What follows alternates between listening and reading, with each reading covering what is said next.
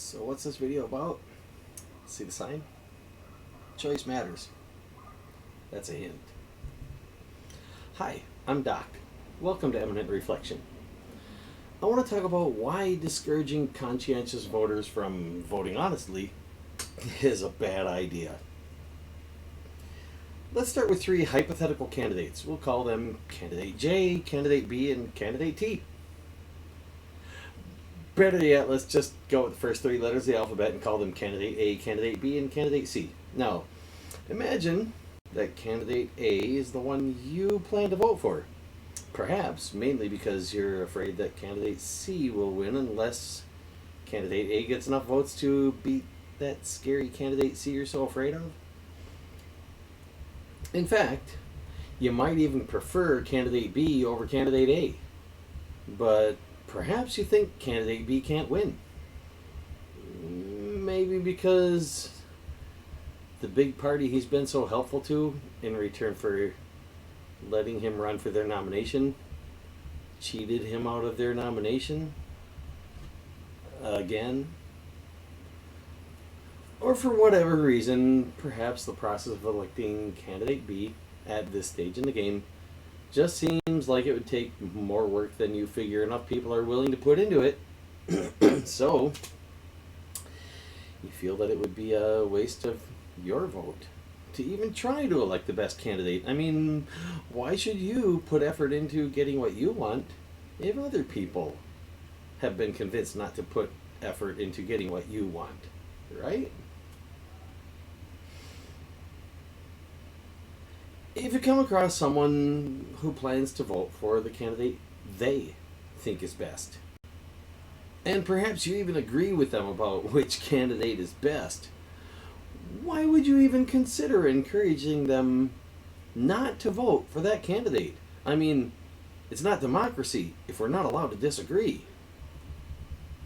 Well, one reason might be that maybe you feel they would be wasting their vote. But is it really a waste of their vote to try? After all, none of us individually elects a candidate. All we can do is try to get a candidate elected.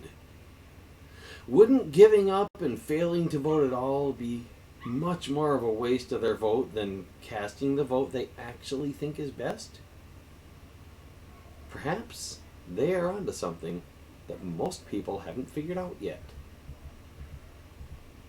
So why should you figure it out before the majority figures it out? Right?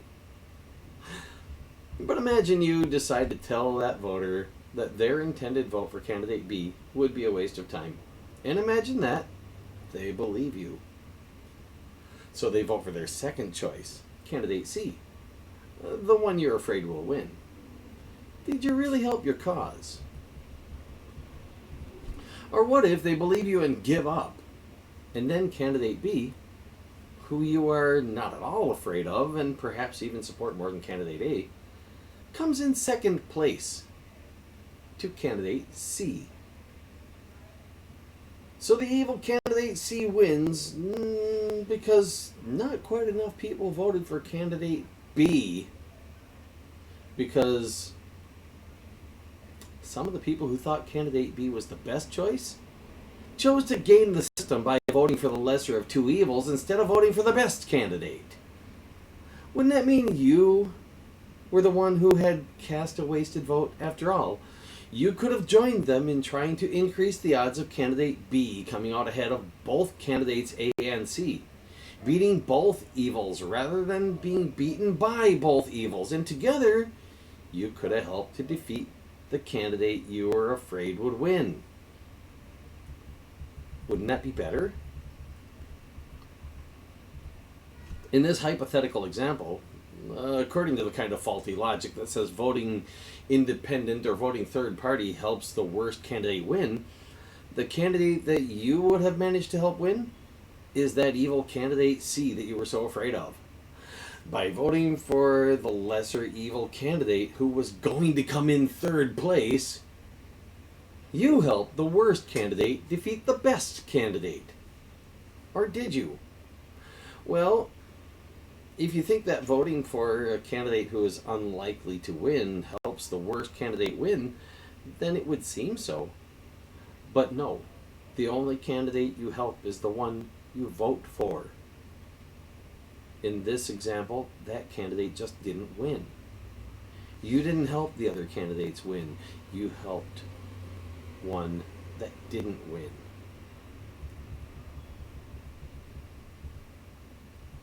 Would you really have had any way to know that the candidate you chose to vote for would actually come in third place?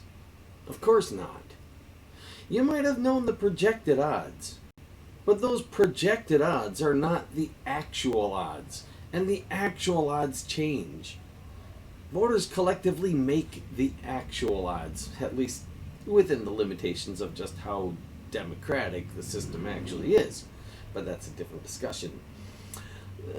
The point is, when you are told that a candidate will not win, you should not trust such predictions, but instead, you should try to change the odds in favor of what you most want, which is what you should do anyway. Likewise, if you're told that the candidate you most support can't win, but you see a possibility of that candidate winning if enough people try, you should try. And you should encourage other supporters of that candidate to try also, because that is how you increase the odds of the candidate you see as best actually winning the election. But there's another side to this to be considered.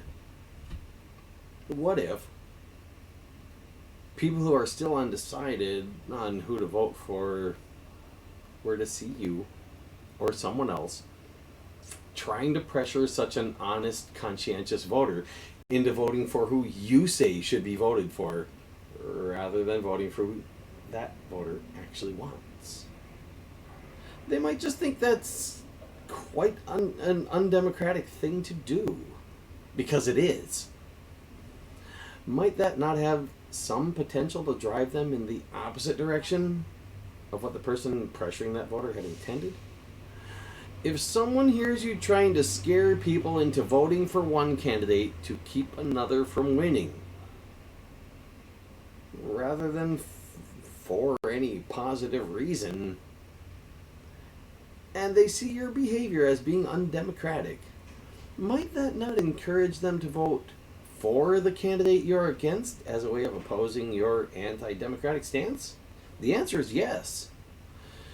It probably should not, but it actually can, and often does, have the opposite effect of the one being aimed for.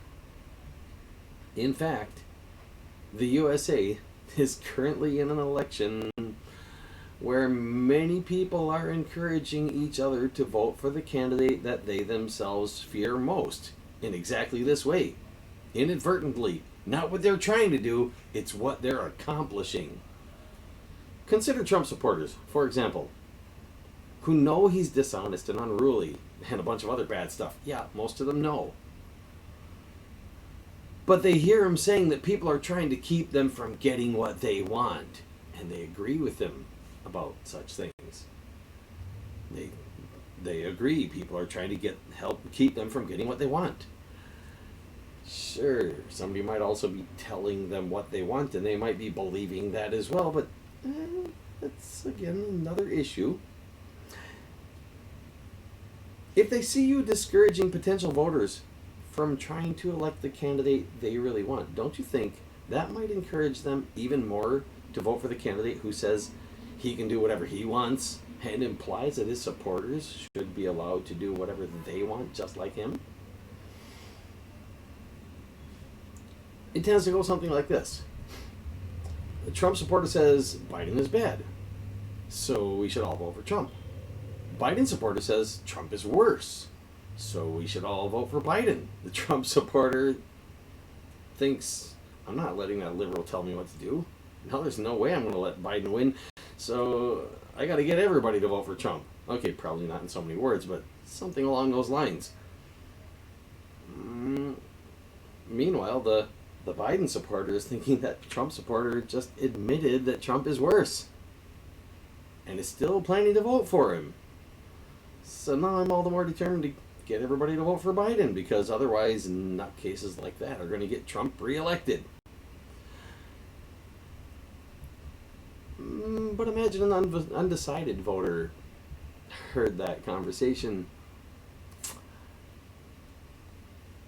and they said,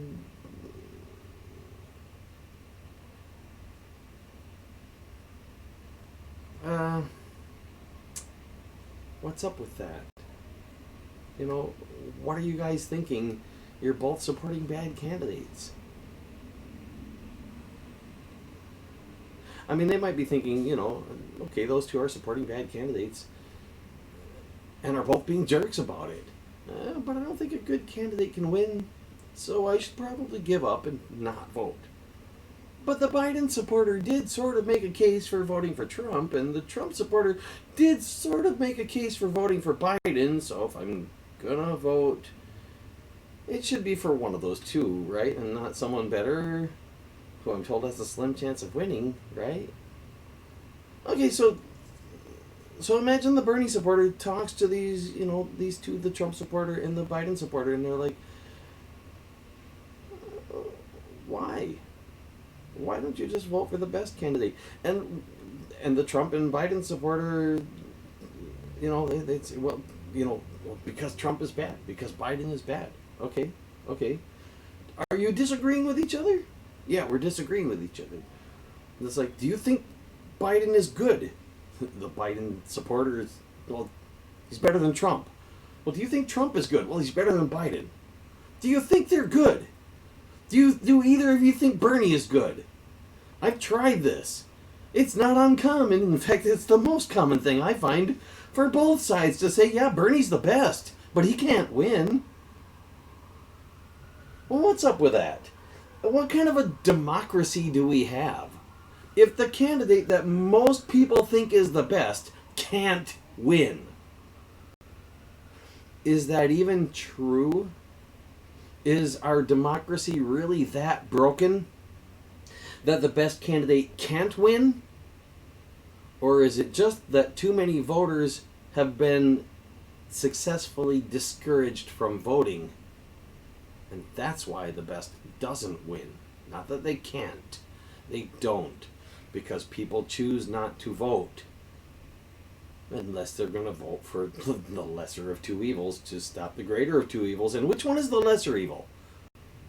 If I toss a coin and I decide to call whatever comes up the evil side of the coin, and somebody else tosses the same coin and decides to call whatever comes up the evil side of the coin, we got a 50% chance of agreeing with each other.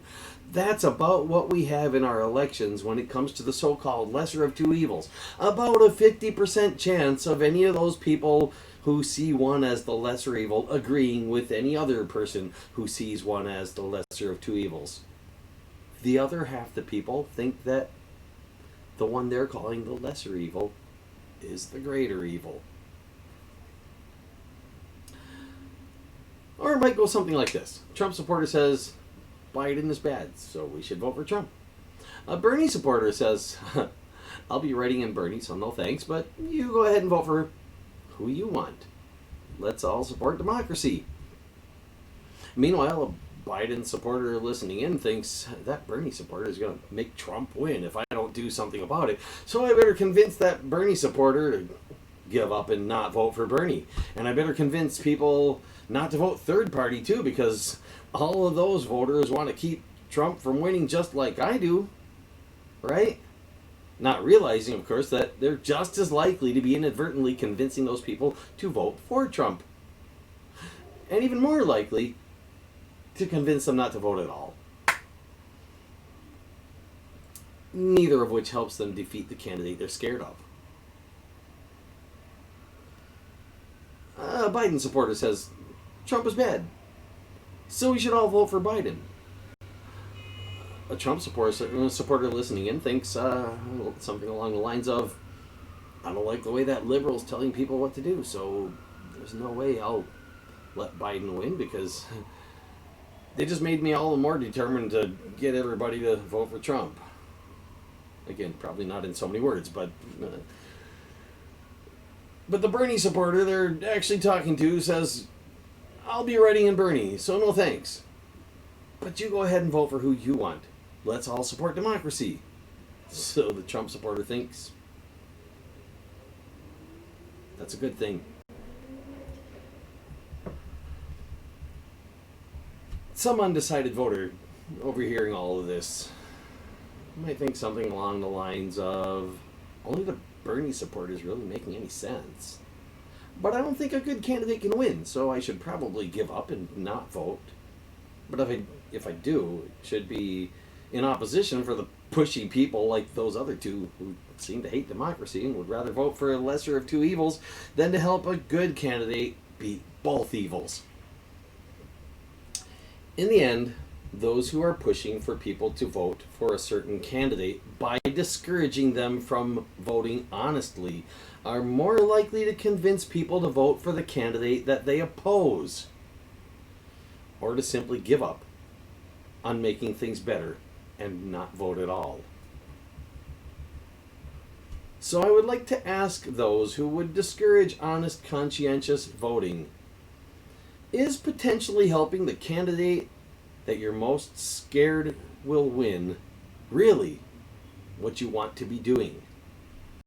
If the answer is no, then they should stop doing it.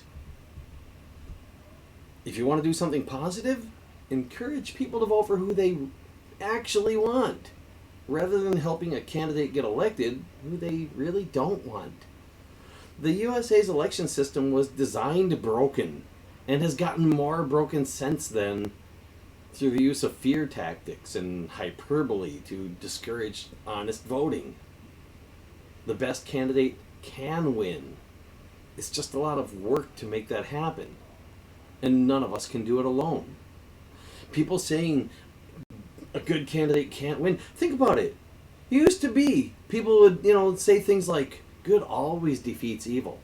Now it's good can't defeat evil. Evil's always gonna win. We just have to support the lesser evil. Help the, less bad evil win. Why? Why would we do that? Okay, so good doesn't always defeat evil. People who thought that was true were wrong. But evil also doesn't always defeat good. Anybody claiming it does is also wrong. And if somebody is telling you that you need to support the lesser of two evils because evil always beats good, please have the guts to tell them you won't support evil, even if it's the lesser one. You vote for who you want. You vote as you see fit. And if you really want to vote for the lesser of two evils, by all means, do that. Because it's your vote and you should cast it your way. But please understand that I'm trying to tell you it's not a good thing to do. And you might want to consider that. Yeah, okay. If not enough people go along with those of us who are insisting on voting for good, we won't win. And so I don't want to do too much discouraging of the voting for the lesser of two evils because, hey, that's going to play out the way it's going to play out. But there are more people in the USA who can vote and choose not to than who can vote and choose to vote. And the biggest reason for that is because most people realize that voting for even the lesser evil is voting for evil, and they don't want to do that.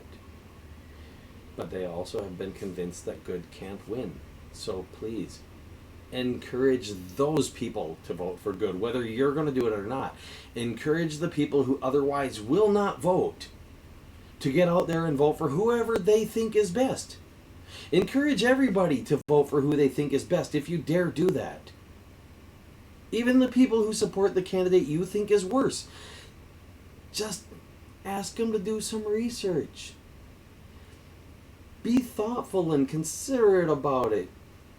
Talk to them as a human being to a human being. Okay, so you disagree on which candidate is the worst of the worst. So what? So you maybe disagree on what policies are better as well. So what? It's not a democracy if we're not allowed to disagree. Let them disagree. But rather than trying to tell them what to do, ask them to do some research. Ask them to study some things that you think will convince them that the policies you support are good policies. And things that will help to convince them of what makes a good candidate and how to tell if a candidate is being honest or not. You know, whatever you think will help them to make up their own mind in a good way. But let them make up their own mind. Let me make up my own mind. I will be voting for Bernie for president. I'll be voting Bernie Sanders for president in 2020. Is there a chance I might change that? Yeah, but something would have to change, and I don't think that chance is very high that I would do that. I think it's extremely unlikely. I'm pretty sure it's extremely unlikely. But the choice is mine. It's my vote. And there are other people, lots of other people, planning on voting like I am. I also know people who are planning on voting for Howie Hawkins, nominee of the Green Party. I encourage them. They're not voting for my candidate. I'm voting for Bernie Sanders. And most of those people also agree that Bernie Sanders is better. There are some who actually think Howie Hawkins is better. Good for them. But understandably, they see a candidate on the ballot as better than a write-in candidate. There is some logic there. And some states aren't going to allow a write-in vote or won't count your write-in vote. Some states you have to go through certain steps to make sure that a write-in vote can be counted. And if you live in such a state, do the work. Help other people do the work. Get it done. Get prepared. If the candidate you want is not going to be on the ballot, do your best to make it an option that you can vote for that candidate and have that candidate counted. And if there isn't a way to do that, the laws need to be changed. You can work on that as well. It's not easy. I don't know how. I don't know who does know how, but somebody out there knows how. And if you talk to people and you ask about it, you can find a way, or you can get someone else to find a way. If you give up, you lose. It's that simple. And if you help someone win that you don't want, that's even worse than giving up.